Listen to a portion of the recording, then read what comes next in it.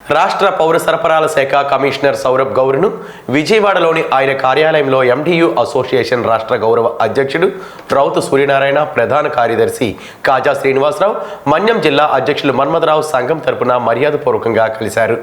ఈ సందర్భంగా కమిషనర్కు సమస్యలను పరిష్కరించాలని కోరుతూ వినతి పత్రాలను అందజేశారు.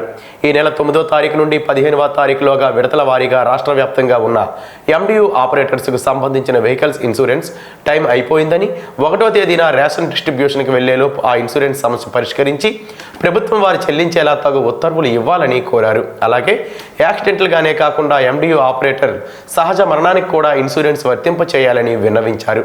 అంగన్వాడీ మిడ్ డే మీల్స్కి సంబంధించి 2023 నుంచి సుమారు 2 సంవత్సరాల కాలంగా ఆపరేటర్స్కి ఇస్తామన్న కమిషన్ ఏరియర్స్ను వెంటనే ఇప్పించాలని చెప్పారు. శాలరీలు కూడా 1వ తేదీ నాటికి ఇచ్చేలా చూడాలని వివరించారు.